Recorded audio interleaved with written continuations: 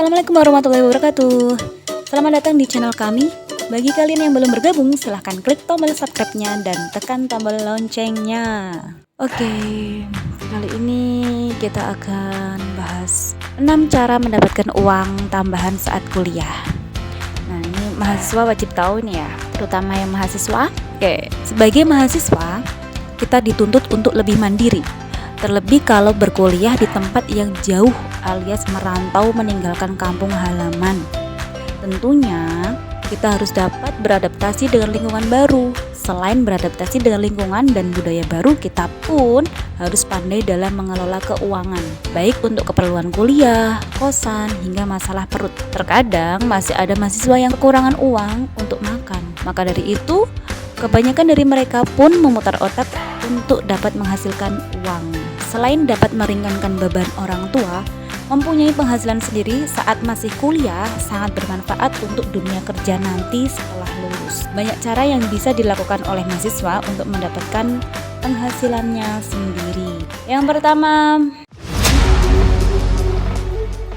cara pertama yang bisa kamu lakukan adalah bekerja part-time. Misalnya, bekerja sebagai pelayan kafe, pengajar bimbel, atau kasir di suatu kedai. Tidak perlu malu atau gengsi. Toh kamu sendiri tidak mencuri, kan setiap kegiatan part-time kamu tidak mengganggu aktivitas perkuliahan di kampus. Karena pendidikan itu penting dan bekerja itu sebagai kebutuhan. Jadi semuanya harus bisa sinkron ya. Kalau kamu kuliah pagi sampai sore, bisa ambil part-time di malam harinya. Begitu sebaliknya, lakukan itu sepenuh hati sesuai hobi agar tidak merasa lelah.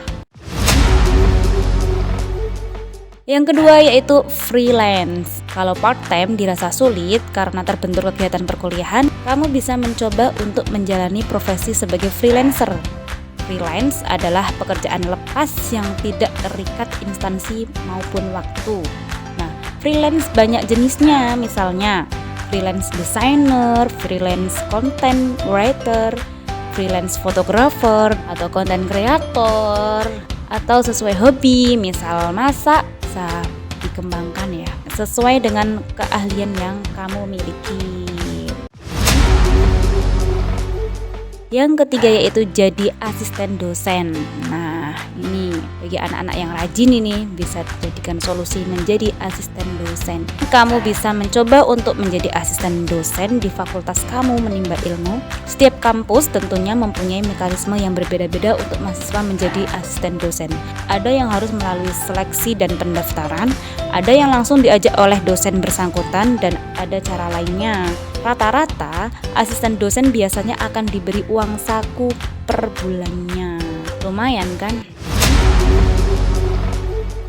Yang keempat yaitu ikut proyek dosen atau kakak tingkat. Selain menjadi asisten dosen, kamu juga bisa mengikuti proyek yang sedang digarap oleh dosen atau kakak tingkat yang baru lulus. Hal ini bisa kamu lakukan saat menjalani tugas akhir atau bisa juga saat mahasiswa menjalani semester-semester awal. Intinya, kamu harus paham dengan tugasnya dan mempunyai hubungan yang baik dengan dosen bersangkutan. Selain mendapat komisi, ilmu kamu juga tentunya akan semakin bertambah.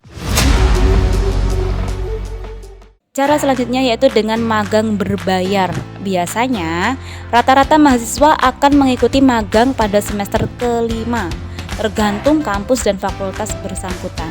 Namun, selain magang yang masuk dalam SKS, kamu juga sebenarnya bisa magang mandiri alias tidak terikat kampus. Di era modern ini, cukup banyak layanan magang di internet yang informasinya didapat melalui LinkedIn atau sejenisnya.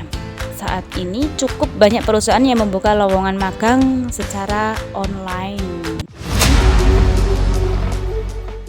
Yang keenam yaitu buka usaha mandiri sendiri atau dengan teman jika ada modal. Modal tidak harus uang materi ya, modal bisa pikiran, punya hobi, terus dikembangkan, tidak harus menggunakan uang. Bisa juga konten kreator cukup memerlukan wifi di cafe yang free wifi dan lainnya ya. Kamu bisa membuka usaha sendiri atau bersama teman.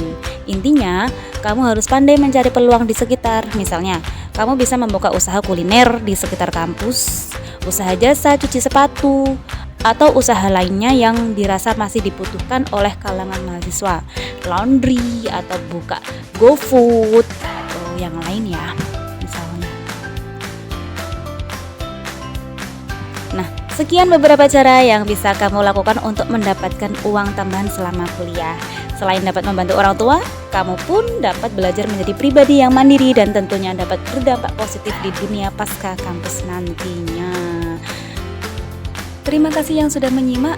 Terus ikuti channel ini karena akan ada konten-konten menarik lainnya. Jangan lupa subscribe, like, and share ke teman-teman kalian. Bye-bye. Wassalamualaikum warahmatullahi wabarakatuh.